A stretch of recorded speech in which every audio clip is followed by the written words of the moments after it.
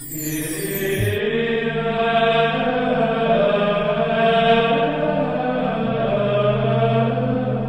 el nombre del Padre, del Hijo y del Espíritu Santo, el Señor esté con vosotros. Bienvenidos a celebrar la Santa Misa. Hoy vamos a ver un detalle del Evangelio que con frecuencia ha sido mal interpretado. Aquella mujer viuda, pobre, que dio una pequeña limosna al templo y que Jesús la puso como modelo. Meditaremos después sobre eso. Empezamos dando gracias y pidiendo perdón por nuestros pecados. Yo confieso ante Dios Todopoderoso y ante vosotros, hermanos, que he pecado mucho de pensamiento, palabra, obra y omisión. Por mi culpa, por mi gran culpa.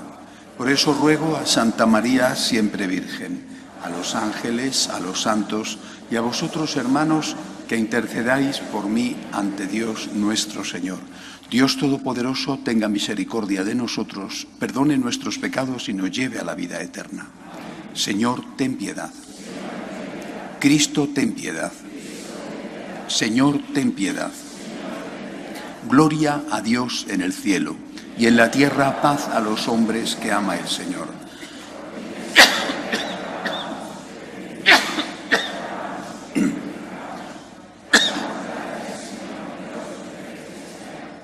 Dios Padre Todopoderoso, Señor Hijo único Jesucristo, Señor Dios, Cordero de Dios, Hijo del Padre, tú que quitas el pecado del mundo, ten piedad de nosotros.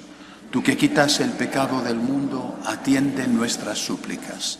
Tú que estás sentado a la derecha del Padre, ten piedad de nosotros.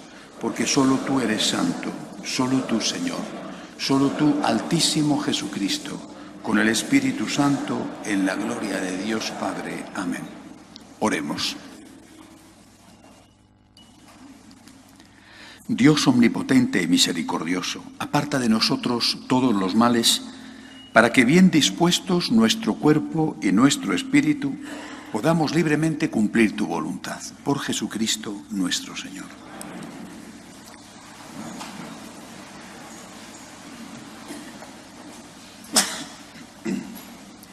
Lectura del primer libro de los Reyes.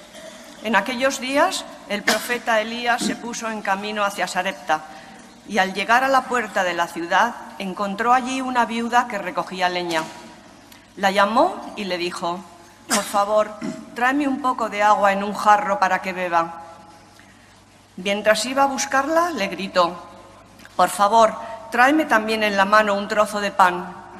Respondió ella: «Te juro por el Señor, tu Dios, que no tengo ni pan. Me queda solo un puñado de harina en el cántaro y un poco de aceite en la alcuza. Ya ves que estaba recogiendo un poco de leña. Voy a hacer un pan para mí y para mi hijo. Nos lo comeremos y luego moriremos». Respondió Elías: «No temas. Anda, prepáralo como has dicho, pero primero hazme a mí un panecillo y tráemelo. Para ti y para tu hijo lo harás después. Porque así dice el Señor, Dios de Israel: la orza de harina no se vaciará, la alcuza de aceite no se agotará, hasta el día en que el Señor envíe la lluvia sobre la tierra». Ella se fue, hizo lo que le había dicho Elías y comieron él, ella y su hijo. Ni la orza de harina se vació, ni la alcuza de aceite se agotó, como lo había dicho el Señor por medio de Elías. Palabra de Dios. Alaba, alma mía, al Señor. Aleluya, que mantiene su fidelidad perpetuamente, que hace justicia a los oprimidos, que da pan a los hambrientos. El Señor liberta a los cautivos. Alaba, alma mía, al Señor. El Señor abre los ojos al ciego. El Señor endereza a los que ya se doblan. El Señor ama a los justos. El Señor guarda a los peregrinos. Alaba, alma mía, al Señor. Sustenta al huérfano y a la viuda, y trastorna el camino de los malvados. El Señor reina eternamente. Tú, Dios, Sión, de edad en edad. Alaba, alma mía, al Señor.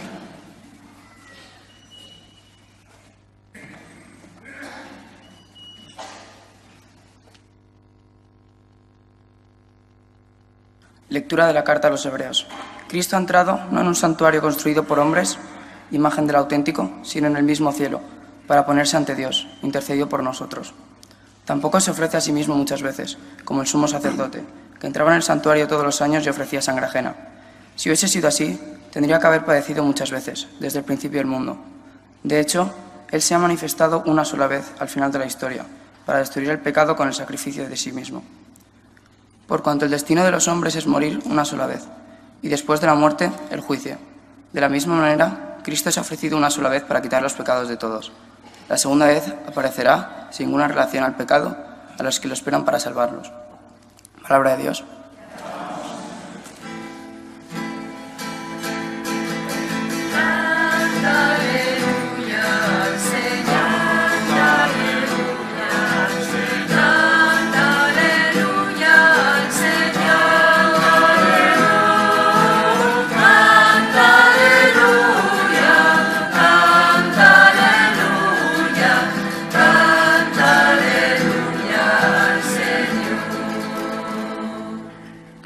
El Señor esté con vosotros. Lectura del Santo Evangelio según San Marcos.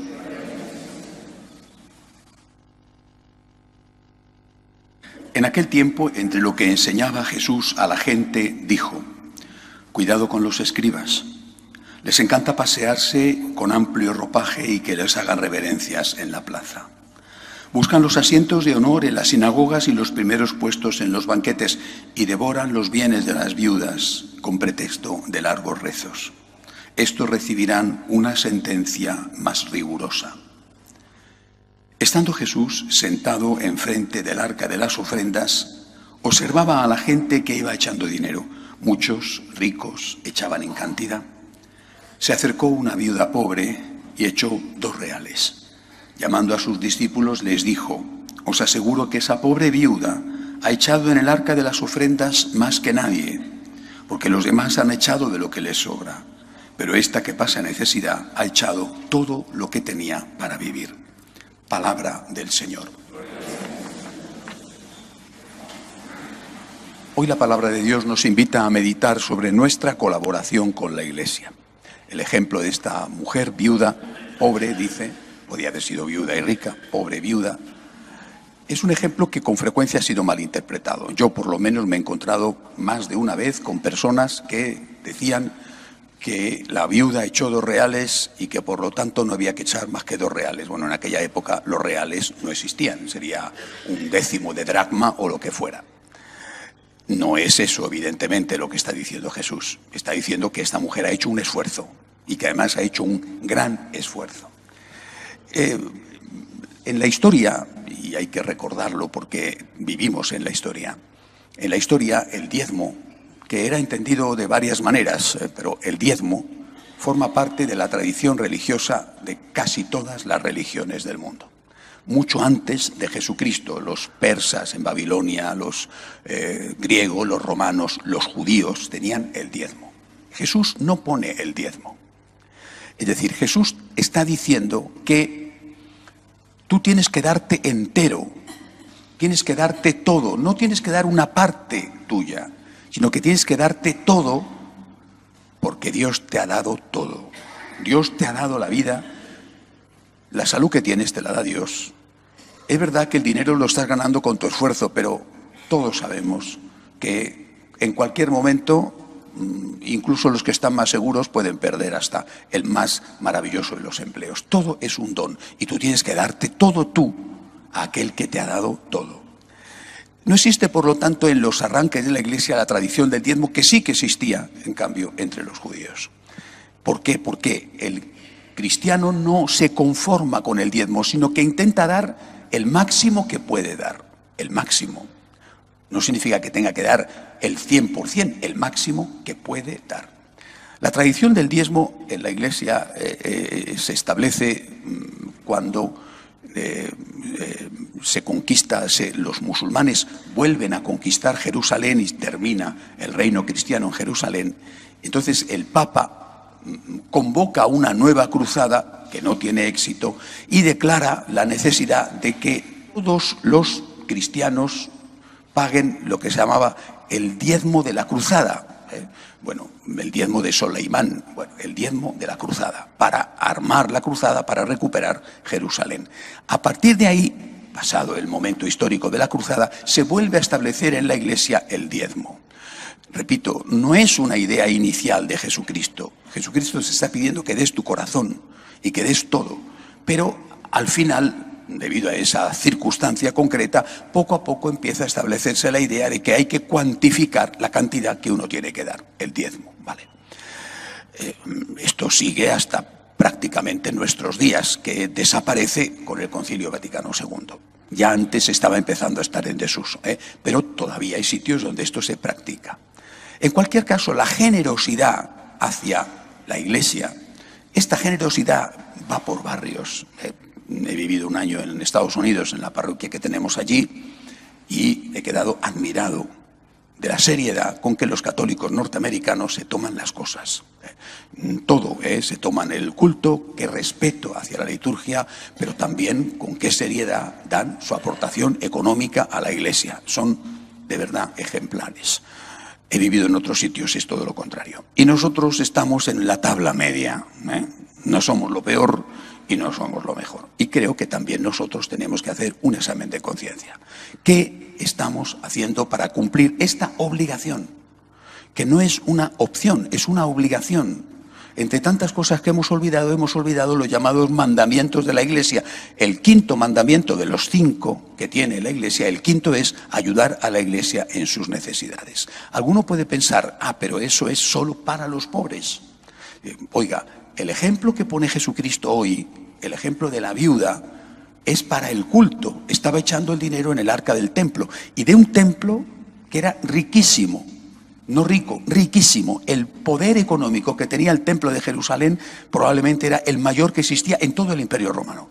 Seguramente manejaba más dinero el templo de Jerusalén que el propio emperador. Era riquísimo y además era fuente de préstamos y por lo tanto de intereses. Y bueno, pues esta mujer, sin embargo, es puesta como ejemplo de alguien que ayuda al culto. Es algo necesario.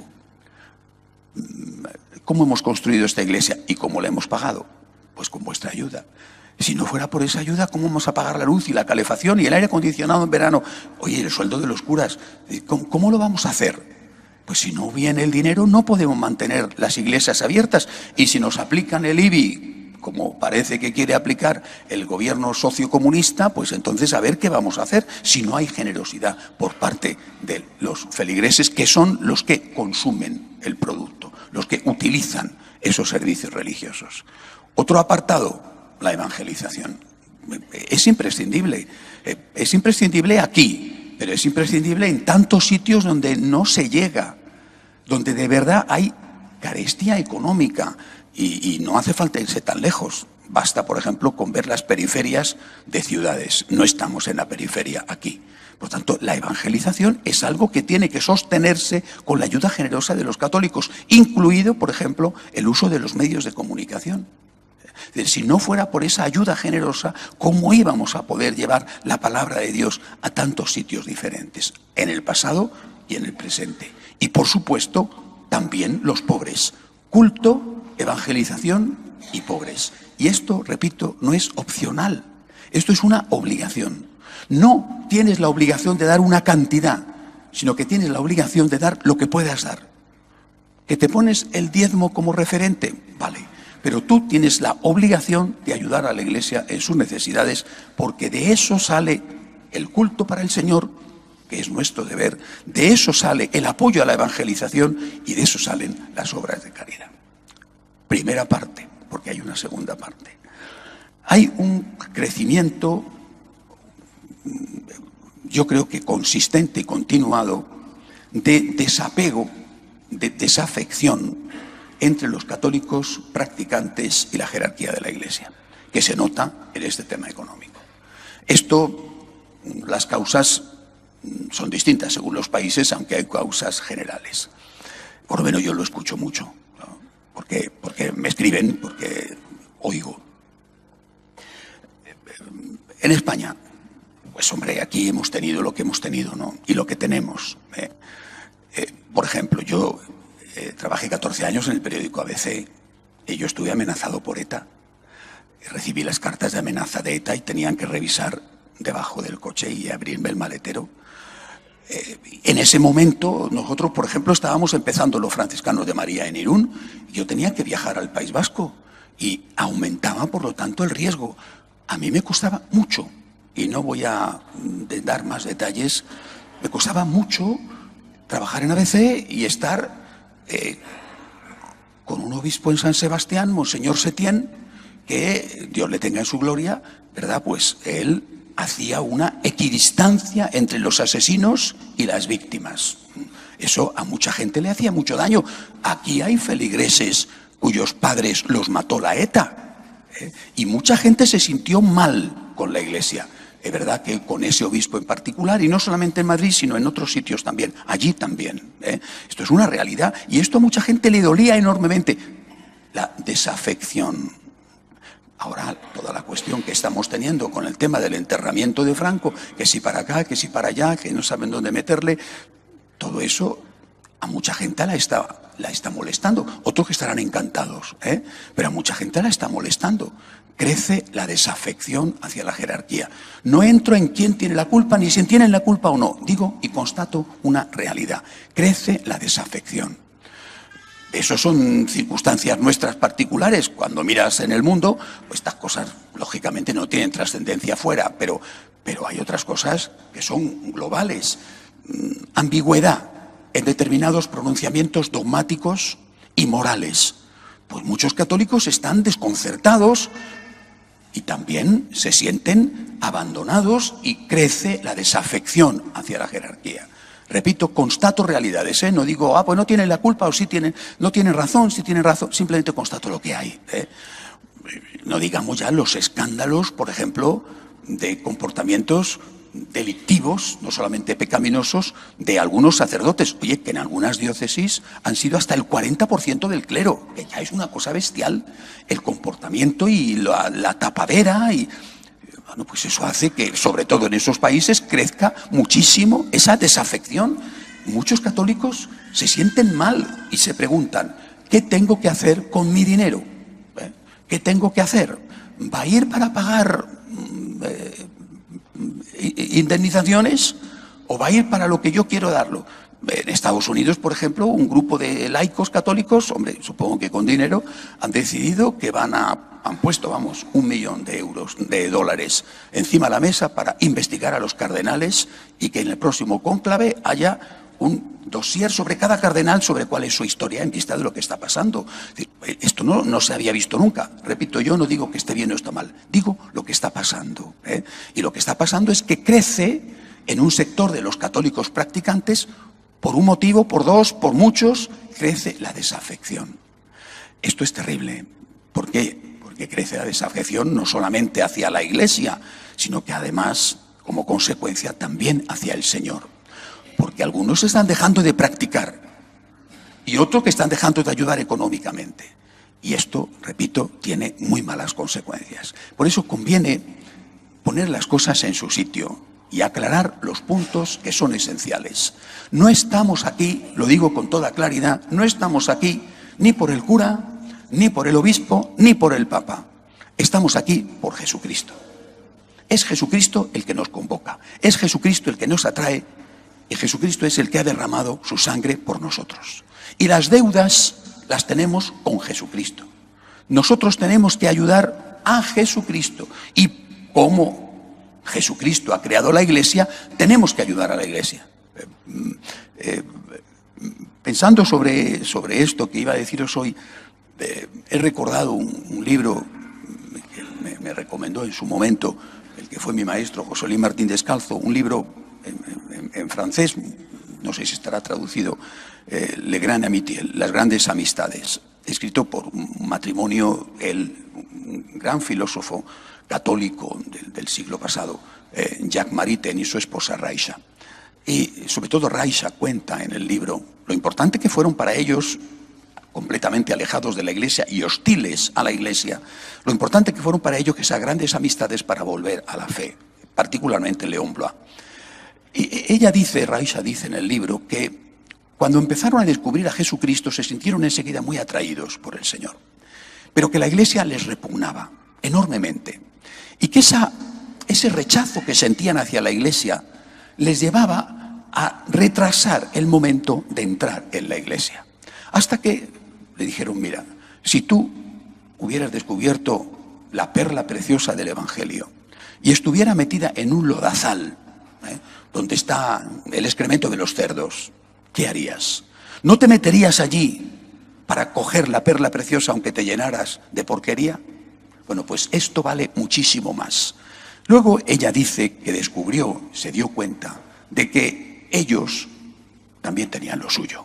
Es decir, que el lodazal no estaba solo en la basura de los demás, sino que ellos también tenían su propia basura. Y que no tenían derecho a decir yo soy puro y lo otro es pecador, porque ellos también eran pecadores y entraron en la Iglesia.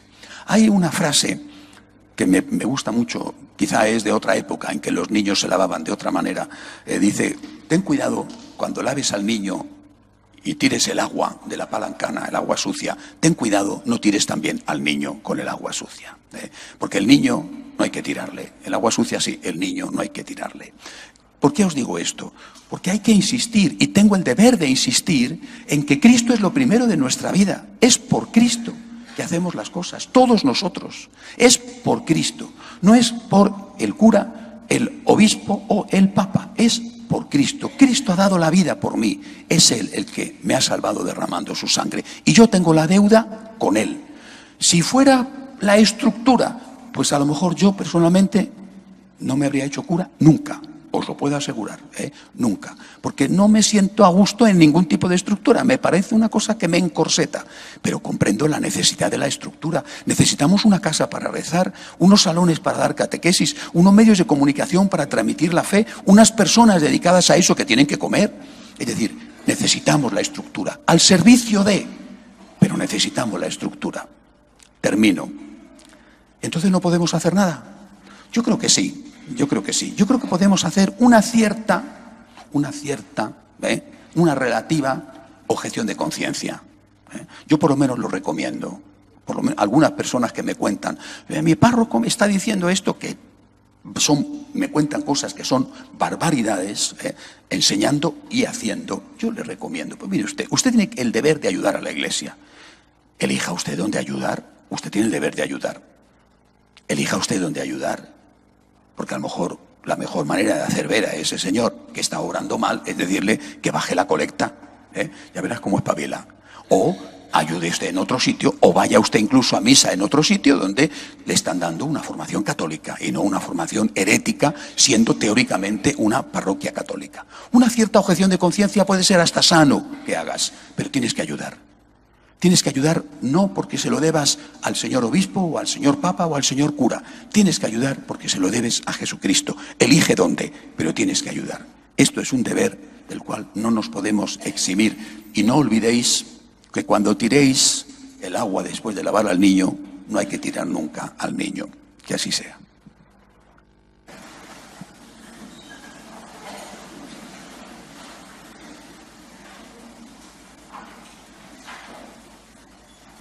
Creo en un solo Dios, Padre Todopoderoso, Creador del cielo y de la tierra, de todo lo visible y lo invisible. Creo en un solo Señor Jesucristo, Hijo único de Dios, nacido del Padre antes de todos los siglos. Dios de Dios, luz de luz, Dios verdadero de Dios verdadero, engendrado, no creado, de la misma naturaleza del Padre, por quien todo fue hecho, que por nosotros los hombres y por nuestra salvación bajó del cielo. Por obra del Espíritu Santo se encarnó de María la Virgen y se hizo hombre. Y por nuestra causa fue crucificado en tiempos de Poncio Pilato. Padeció y fue sepultado. Resucitó al tercer día según las Escrituras y subió al cielo. Y está sentado a la derecha del Padre. Y de nuevo vendrá con gloria para juzgar a vivos y muertos, y su reino no tendrá fin. Creo en el Espíritu Santo, Señor y dador de vida, que procede del Padre y del Hijo, que con el Padre y el Hijo recibe una misma adoración y gloria, y que habló por los profetas. Creo en la Iglesia, que es una santa, católica y apostólica. Confieso que hay un solo bautismo para el perdón de los pecados. Espero la resurrección de los muertos y la vida del mundo futuro. Amén. Oremos por la Santa Iglesia de Dios para que sea siempre fiel a Jesucristo. Roguemos al Señor. Pedimos al Señor por las nuevas víctimas de la persecución religiosa. Ayer fueron beatificados en Barcelona 16, van casi 2.000 beatificados. Solo en Madrid mataron 1.500, solo en Madrid. 1.500 entre monjas, curas y religiosos, solo en Madrid. Y esto sigue sucediendo. La nueva persecución tiene otros rostros, pero sigue sucediendo. Lo que está pasando en Venezuela, en Cuba, en Nicaragua, en el centro de África, por todas las víctimas que sufren la persecución por su fe, roguemos al Señor. Por los enfermos, los que no tienen trabajo, las familias rotas, roguemos al Señor. Pedimos por nosotros, para que le demos al Señor todo el corazón y que lo que demos con el bolsillo sea consecuencia de ese amor. Roguemos al Señor. Acoge, Dios Todopoderoso, las súplicas de tu pueblo que confía en tu amor. Te lo pedimos por Jesucristo nuestro Señor. Como ya os anunciamos la semana pasada, hoy la colecta es, un momentito el coro que no se lance tan pronto, hoy la colecta es para la Iglesia diocesana, no para el señor obispo, que conste, con lo cual no quita nada, pero es para ayudar a las parroquias pobres de la diócesis.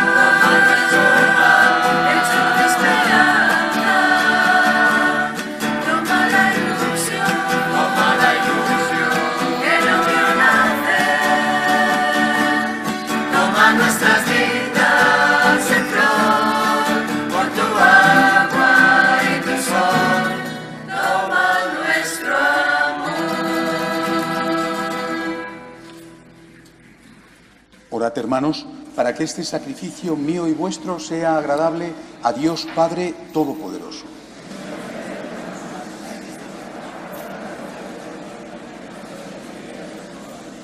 Mira con bondad, Señor, los sacrificios que te presentamos para que alcancemos con piadoso afecto lo que actualizamos sacramentalmente de la pasión de tu Hijo, que vive y reina por los siglos de los siglos.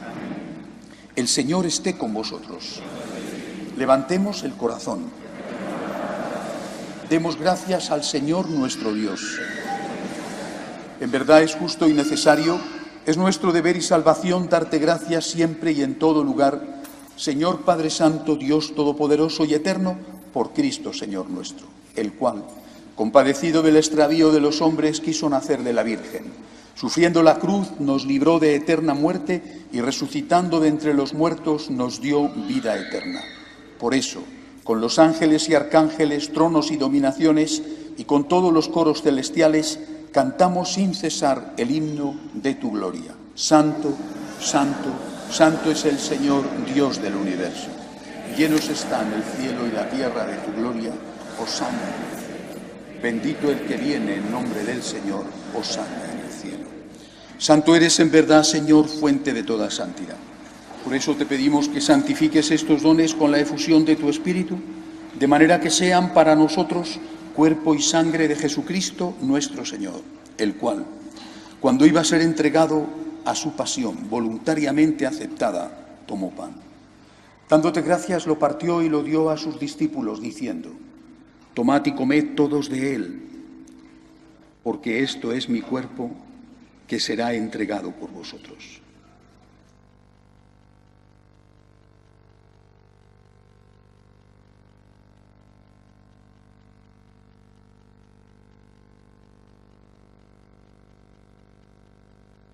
Del mismo modo, acabada la cena, tomó el cáliz, dándote gracias de nuevo, lo pasó a sus discípulos diciendo: Tomad y bebed todos de él, porque este es el cáliz de mi sangre. sangre de la alianza nueva y eterna, que será derramada por vosotros y por muchos para el perdón de los pecados. Haced esto en conmemoración mía.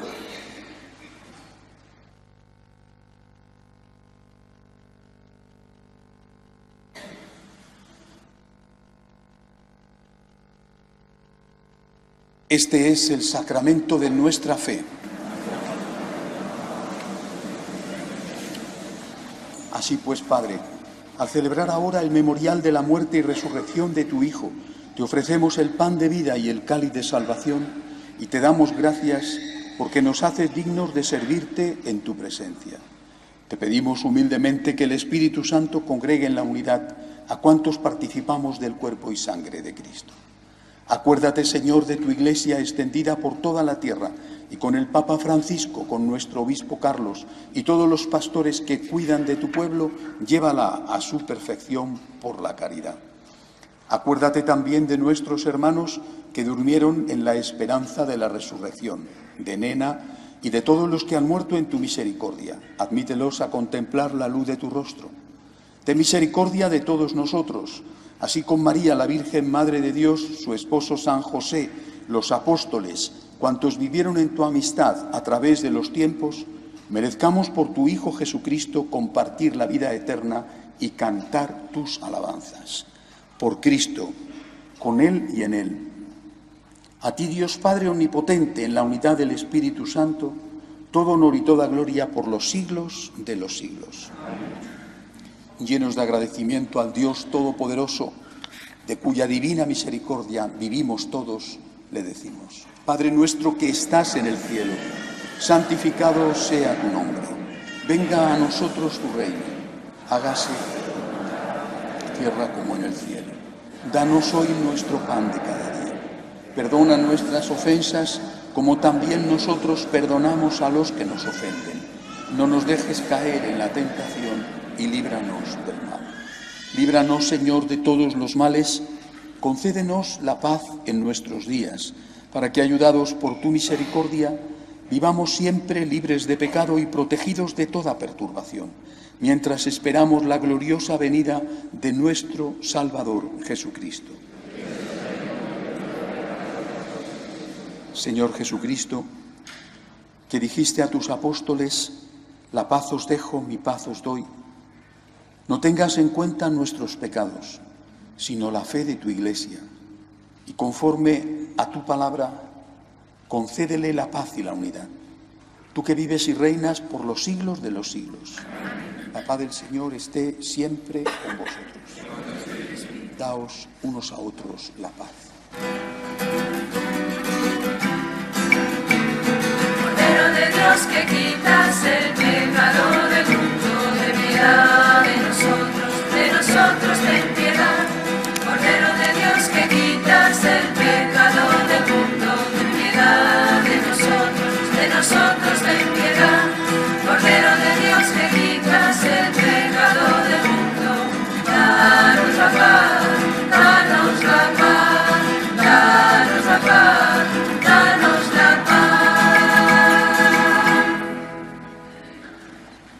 Él es Jesús, es el Cordero de Dios que quita el pecado del mundo.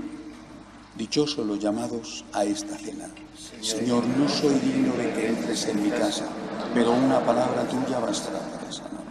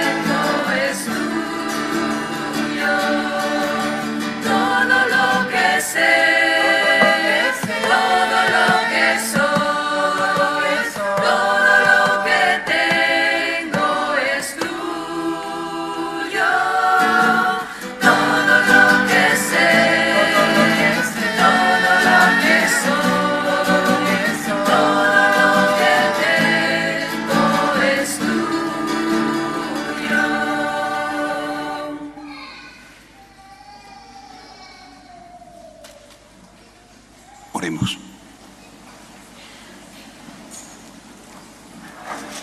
Alimentados con esta Eucaristía, te hacemos presente, Señor, nuestra acción de gracias, implorando de tu misericordia que el Espíritu Santo mantenga siempre vivo el amor a la verdad en quienes han recibido la fuerza de lo alto. Por Jesucristo nuestro Señor. Afuera, en el atrio, está Susana junto con algún seminarista vendiendo la lotería de Navidad que hacemos todos los años y que algún año nos tendrá que tocar algo más que los que nos tocó hace mucho, que fue simplemente lo echado. Bueno, ¿y si toca este año? Pues el que quiera comprar alguna papeleta, afuera se la facilitan. Yo recuerdo que del 28 de diciembre al 1 de enero, la comunidad TSE va a tener aquí en Madrid el Encuentro Europeo de Jóvenes. Se calcula que vendrán cerca de 3.000 jóvenes que necesitan acogida. Son fechas difíciles, pero aquellos que podáis, porque estáis aquí en esas fechas y queráis ofrecer alguna habitación, tenéis que rellenar la ficha, entregarla en la parroquia para que podamos saber con cuántas habitaciones contamos y de esa manera organizar la acogida de estos jóvenes. Muchas gracias. El Señor esté con vosotros. La bendición de Dios Todopoderoso, Padre, Hijo y Espíritu Santo, descienda sobre vosotros. Podéis ir en paz. Vamos a pedirle, como siempre, a la Virgen María que cuide de nuestra familia y que cuide de nuestra patria en estos momentos tan complicados que vivimos. Salve Regina, Mater Misericordiae.